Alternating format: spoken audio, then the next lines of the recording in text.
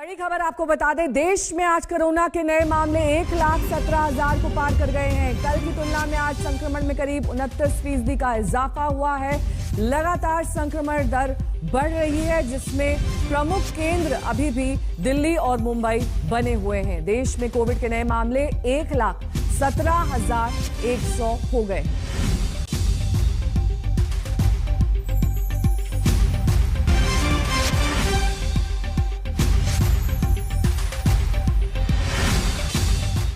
और एक बार फिर से हम जल्दी से राज्यों के आंकड़ों पर नजर डाल लेते हैं, किस तरीके से अलग अलग राज्यों में भी आंकड़े बढ़ रहे हैं। महाराष्ट्र में आंकड़े बढ़कर 36,265 हो गए हैं, गुजरात में 4,213, राजस्थान में 2,656, जम्मू कश्मीर 15,097, पंजाब 2,427। वहीं दिल्ली की बात कर ले, यहां पर 15,000 के पार यह आंकड़ा पहुंच गया है। उत्तराखंड में 630, उत्तर प्रदेश में लगातार आंकड़ा बढ़ रहा है 3,121, बिहार में 2,379, पश्चिम बंगाल 15,421, झारखंड 3,704, वहीं मध्य प्रदेश में 1,033, तमिलनाडु में 6,983।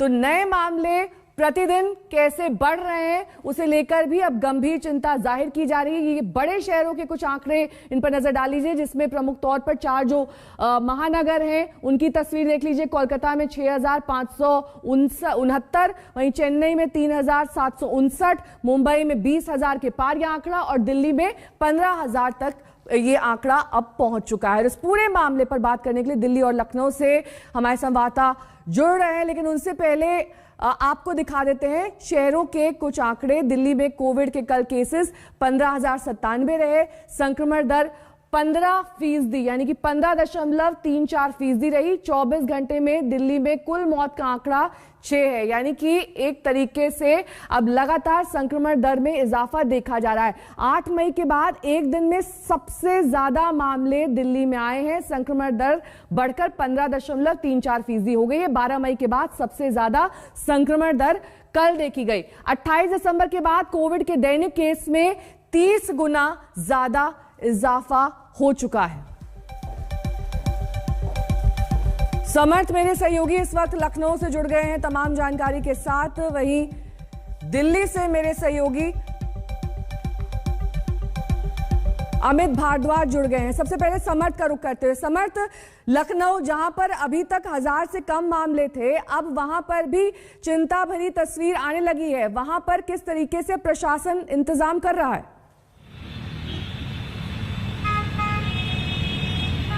देखिए, उत्तर प्रदेश के केसेस में लगातार इजाफा हो रहा है। 3,121 केस पिछले 24 घंटे में। वहीं लखनऊ की तस्वीर अब खराब होती जा रही है। 1,000 एक्टिव केसेस पार हो चुके हैं। कल 408 केसेस आए हैं, जिसके बाद पाबंदियां बढ़ गई हैं। जिम्स यहां बंद कर दिए गए हैं, स्विमिंग पूल्स बंद कर दिए गए हैं। जो रेस्टोरेंट्स हैं, होटल्स हैं, उनके साथ बैठक प्रशासन ने करी है और 50% के उस पर ही चलने वाली है चीजें। मूवी हॉल्स में 50% का रूल लागू हो गया है। तो वहीं नाइट कर्फ्यू जो है वो बढ़ाकर रात 10 बजे से सुबह 6 बजे तक का कर दिया गया है। और ये पाबंदियां क्यों बढ़ रही हैं, इसका रीजन है बढ़ते हुए केसेस। पहले ही सीएम की तरफ से कहा गया था कि जैसे ही पर जिले में 1,000 का आंकड़ा एक्टिव केस का पार करेगा, ये सारी पाबंदियां लगने लगेंगी। हालांकि अब यूपी चुनाव भी जिस तरह से नजदीक है, इलेक्शन कमीशन कभी भी डेट की घोषणा कर सकता है। तो अंदेशा ये भी लगाया जा रहा है क्या रैलीज पर रोक लेगी, क्या वर्चुअल रैलीज होंगी। तो वहीं उसके लेके जो पार्टी, चाहे सपा हो, कांग्रेस हो, बीजेपी हो या अनुप्रिया पटेल का दल हो, सभी ने एक तरह से मौखिक तौर पर मना करा है कि अभी फिलहाल वो रैलीज नहीं करेंगे। पर लखनऊ की जो तस्वीर है पिछले सेकेंड वेव में रही है, किस तरह की शमशान की तस्वीरें आई, गंगा गोमती की तस्वीरें आई जहां शव निकल कर आए थे, तो एक चिंता का विषय लखनऊ के लिए है, उत्तर प्रदेश के लिए है, क्योंकि केसेस का इजाफा हो रहा है। ओमिक्रॉन के भी केसेस यहां पर दर्ज किए गए हैं और पाबंदियां लग गई हैं। आज से पाबंदियां लागू होनी है। मैं दोहरा दूं, जिम्स बंद हो गए हैं, स्विमिंग पूल्स बंद हो गए हैं, बाकी रेस्टोरेंट्स हैं। शादियों में 100-150 से ऊपर आदमी नहीं आ सकता है। खुली जगह पर है तो 50% लोग ही अलाउ करे जाएंगे। इस तरह की पाबंदियां पूरे उत्तर प्रदेश में लगा दी गई हैं। नाइट कर्फ्यू का भी पूरा संचालन हो रहा है। कोई व्यक्ति रात को 10 बजे के बाद घर से नहीं निकल सकता है अनटिल अनलेस उसको किसी मेडिकल इमरजेंसी है। अमित मेरे सहयोगी इस वक्त दिल्ली से भी जुड़ गए हैं। अमित, लगातार इस तरीके के कयास लगाए जा रहे हैं कि वीकेंड कर्फ्यू के बाद इस कर्फ्यू को एक्सटेंड किया जा सकता है, यानी कि येलो अलर्ट से हम सीधे ग्रेजुएट कर जाएंगे रेड अलर्ट की ओर। इस बात में कितना दम है?